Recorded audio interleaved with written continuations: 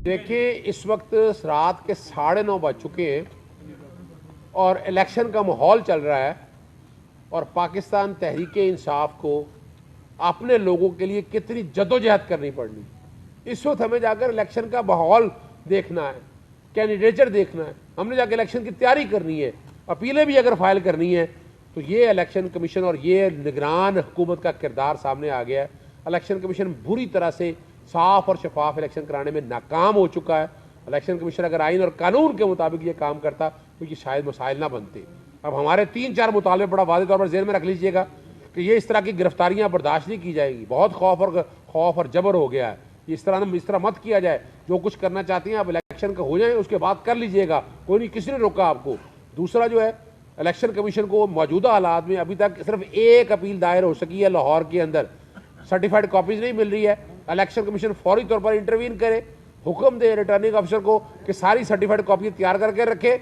नहीं तो election commission अपना एक काउंटर बनाए ताकि सारी चीज़ें हम लोगों को मिल सके, ताकि अपीलें जो है ना वक्त पे फाइल हो सके। और अगली बात है, 3 तारीख की बजाय ये टाइम बढ़ाया जाए अपीलें फाइल करने का। टाइम बहुत है, 10 तारीख तक अपीलें डिसाइड करनी है, कोई डेट आगे नहीं लेके जानी। सिर्फ अपील फाइलिंग की डेट जो है ना वो आगे बढ़ाई जाए। इलावा जी लाहौर हाई कोर्ट के चीफ जस्टिस से भी मुतालबा है कि वो जो है ना फाइलिंग का टाइम जो है वो दोपहर 1 बजे की बजाय रात कम से कम 8 बजे तक टाइम दे, ताकि अपीलें जो है ना वो टाइमली दाखिल हो सके। जो इलेक्शन साफ शफाफ जो करना है इनके आर्टिकल 218(3) के तहत और इलावा जी 220 के तहत उस पर अमल दरामद हो सके। ये इस तरह की जो इजाज़त ये जो है ना, जो कुछ भी ये हो रहा है, ये मुल्क में साफ शफाफ इलेक्शन का माहौल बनने दें खुदारा। वोट की ताकत से जो लोग आगे आएंगे वोट उसी को मिलेगा और निज़ाम तभी चलेगा, और वोट की ताकत से ही इस मुल्क ने आगे चलना है। अस्सलाम वालेकुम। मोहम्मद अज़हर सिद्दीक अपने प्रोग्राम पॉलिटिकल डायरीज के साथ हाजिर। 2 जनवरी 2024 मंगल का दिन है और आज का दिन बड़ा अहम है। सुप्रीम कोर्ट में नवाज शरीफ की ताहियात नाहली वाला मामला लगा हुआ है, लेवल प्लेइंग फील्ड वाला मामला लगा हुआ है। लेकिन एक बात जो मैंने कल रात प्रेस कॉन्फ्रेंस में की, अब वो शुरू में आपने देख ली है कि मैंने क्या बात की है कि 500 से ज़ायद अपीलें दायर होने वाली पड़ी हुई हैं, सिर्फ एक अपील दायर हो सकी। सर्टिफाइड कॉपीज ही नहीं दे रहा रिटर्निंग ऑफिसर। मैंने ट्वीट भी किए थे इसके ऊपर, लेकिन नहीं दे रहा। और यहाँ इलेक्शन शेड्यूल आगे नहीं लेके जाना, 10 तक फैसला करना है। अपील फाइलिंग की डेट है वो बढ़ाई जाए ताकि सारे के सारे जो लोग हैं वो अपील दाखिल कर सके। फिर यही नहीं है, अपील फाइलिंग का टाइम भी बढ़ाया जाए और वो रात 8 बजे तक।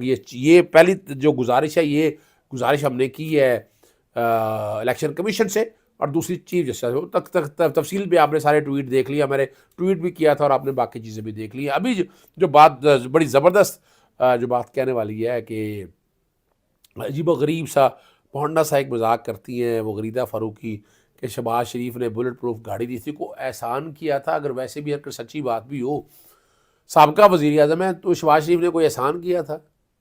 उसके कोई ख़ानदान के घर से ये चीज़ें दे रहा है ये? यानी शर्म ही कोई नहीं है, शर्म ही कोई नहीं है। और बिजली के सरचार्जेस में कितने किस्म के टैक्सेस वसूल किए जा रहे हैं। पाकिस्तान तहरीक इंसाफ बड़े वाज़ेह तौर पर यह कह दिया कि बतौर जमात माइनस करने की बात हो रही है, चीफ जस्टिस साहब से मुदाखलत करने का कह दिया है। और अपना निगरान वज़ीर आज़म वो बेवकूफ़ बना रहे हैं कौम को। पास मुश्किलात की एक बड़ी वजह स्मगलिंग और एशिया की गैर कानूनी नकलो हरमत। क्या कर लिया अब तक आपने? आप ही आए, क्या कर लिया आपने अब तक? और सुप्रीम कोर्ट में लेवल प्लेइंग फील्ड के हवाले से अपना दरख्वास्त जो है ना वो मुकर्रर हो गई है। लापता अफराद और जबरी गुमशुदगियों का केस भी मुकर्रर हो गया। सज़ा याफ्ता अफराद के इलेक्शन लड़ने के मामले पर नायब ने इस्लामाबाद हाई कोर्ट से रुजू कर, ये 10 साल की नाअहली की बात हो रही है। खुर्रम खुर्जा के साथ जो ज़्यादती हुई, जिस तरह हुई, मैंने प्रेस कॉन्फ्रेंस में भी चीज़ें बता चुका हूँ। और 9 मई के गुजरांवाला कैंट पर जलाओ कराओ के जो मुकदमे में मुराद सईद, हमाद, अजहर, उमर जैसे 51 मुलजमान की जायदाद जब्त करने का हुक्म दे दिया। तो इन्हें इलेक्शन कमीशन और चीफ इलेक्शन कमिश्नर जो उसकी है ना जी, वो समाअत के लिए मुकर्रर कर दिया है, कॉज लिस्ट जारी कर दिया। सबसे पहले एक साफ़ी ने जिक्र किया है, नाम गरीदा फ़ारूकी है। पता नहीं अच्छा ये खबरें कहाँ से लेती हैं, ज़रा मोहतरमा बताएंगी ना, ज़रा कौम को बताएं ना, ये कौन सी चिड़ी है आपके पास और आपको पता ही कोई नहीं है, सिर्फ नेगेट करने के लिए, कोई एहसान नहीं किया। खुदा रहा मत बेवकूफ़ बनाएं अब आप कौम को। आप है कुछ नहीं कहने के लिए, मुलाजमत आप अच्छी कर लेती हैं, उस मुलाजमत को आप जस्टिफाई कर रही हैं, और बुलेट प्रूफ जैकेट यानी ये उनको क्या ज़रूरत था, आपके ज़िम्मे क्यों डाला गया। और उन्होंने जो बता रहे हैं कि शहबाज शरीफ वज़ीर आज़म, तो शहबाज शरीफ को आसान किया वैसे बाय द वे, कोई ऐसी बात नहीं है। और ये बेवकूफ़ बनाने की बात की है उन्होंने, उससे कोई फ़र्क नहीं पड़ता। साबका वज़ीर आज़म का बुलेट प्रूफ गाड़ी का हक है, और वो आपको पता है वो क्या करते रहते हैं।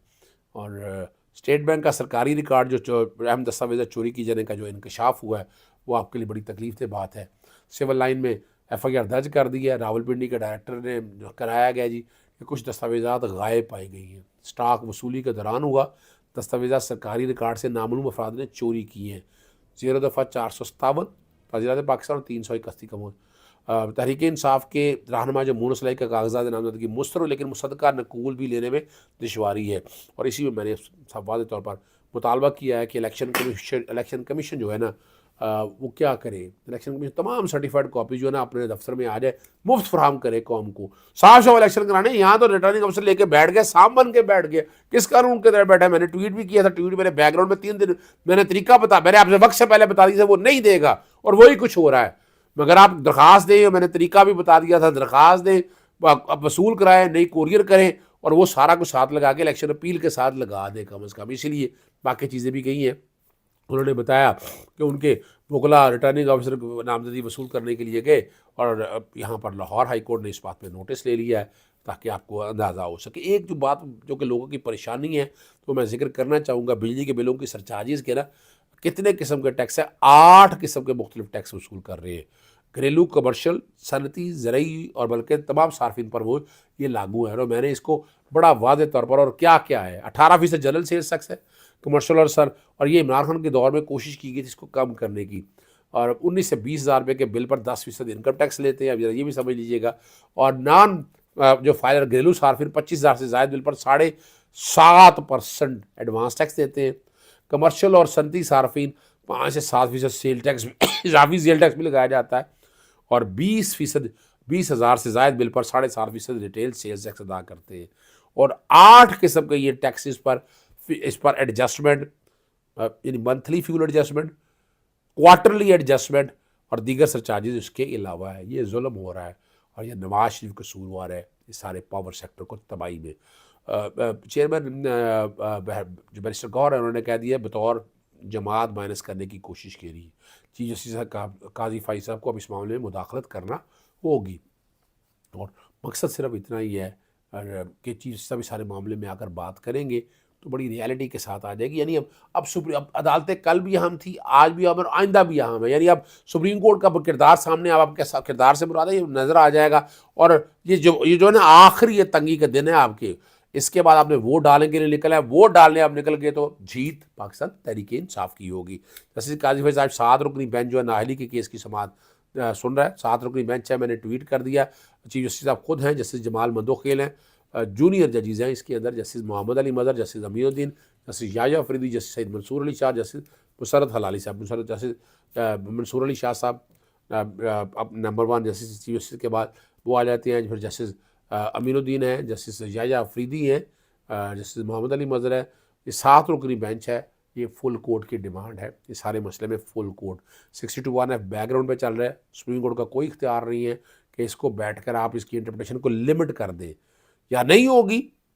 और जब आप सादक और अमीन नहीं रहे तो ये नाइल जो ताहयात ही होगी।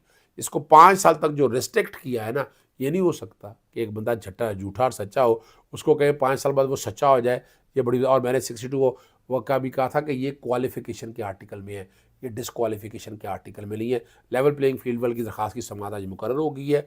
इंतखाब अदम शफाफियत और सियासी जमातों को यकसा मौका फराहम करने के और समाअत के लिए मुकर्रर कर दिया है। चीफ जस्टिस काजी फायद इस्सत साहब और जस्टिस मोहम्मद अली मदर और जस्टिस मुसरत हलाली साहब शामिल हैं। इस तरह एतजाज़ हसन की दरख्वास्त भी लापता अफराद और जबरी गुमशुदगी के खिलाफ मुकर्रर हो गई हुई है, और वो भी चीफ जस्टिस की बेंच की सरबराही में इस केस की समाअत होगी। इस्लामाबाद हाई कोर्ट में बड़ा इंटरेस्टिंग मामला है। सजा याफ्ता इलेक्शन लड़ने के मामले पर इस्लामाबाद हाईकोर्ट से रुजू कर लिया है, सिंगल बेंच का फैसला मुअत्तल करने की है। नैब की सजा याफ्ता की जो 10 साल की नाअहली है मुद्दत बहाल करें। नैब के सजा याफ्ता अफराद इलेक्शन लड़ने के लिए हाईकोर्ट के सिंगल बेंच का हवाला दे रहे हैं। अगर जून में सिंगल बेंच ने नैब की नाअहली की मुद्दत 10 की बजाय 5 साल कर दी थी। सिंगल बेंच के फैसले के खिलाफ इंटर कोर्ट अपील दायर की है। खुरम खोसा का बड़ा ही डिटेल में रहा, नज़र आ गया जबर जुल्म ज़्यादती, उसमें जो कुछ भी बताना है झूठ और फ्रॉड पर मबनी FIR थी। जब वीडियो का जिक्र किया वो सारी तफसीलात आप रात सुन चुके हैं, लेकिन रिकैप्चुलेट करते बड़ा ज़्यादती और बड़ी रात तक हमें बैठना पड़ा उस केस के अंदर। उसकी रिहाई बनती है और पर्चा क्वैश भी बनता है, लेकिन जिस वक्त मैं ये प्रोग्राम रिकॉर्ड कर रहा हूँ उस वक्त तक मैं अभी आ चुका हूँ, I am not feeling well. लेकिन जो वक़ुआ बताया था वो झूठ मबनी था। इजाज़त चाहता हूँ। अस्सलाम वालेकुम, अल्लाह हाफ़िज़, पाकिस्तान जिंदाबाद। शुक्र अल्हम्दुलिल्लाह, सरदार खुर्रम लतीफ़ खोसे के ख़िलाफ़ जो FIR है वो अदालत ने खारिज कर दी है। बड़ा वक्त दिया अदालत में, एतजाज़ एहसन भी आए, खोसा भी मौजूद थे और हम सब भी पूरी बार हमारी वहाँ पर मौजूद थी। ये हक और सच की फतह है। देखिए, हाईकोर्ट का काम आर्टिकल 199 के तहत यही है, बुनियादी हकूक़ का तहफ़्फ़ुज़ फराहम करना। ये तो नज़र आ गया ना ब्लेटेंटली, यानी मिसाल के तौर पर कोर्ट के सामने FIR पड़ी गई। FIR में लिखा गया है कि जो वक़ुआ जो बताया कि राइफ़ल छीनना और वायरलेस लेना, और उसके बाद लिखा है जो वीडियो में सारा कुछ, वो वीडियो सारी चल गई है।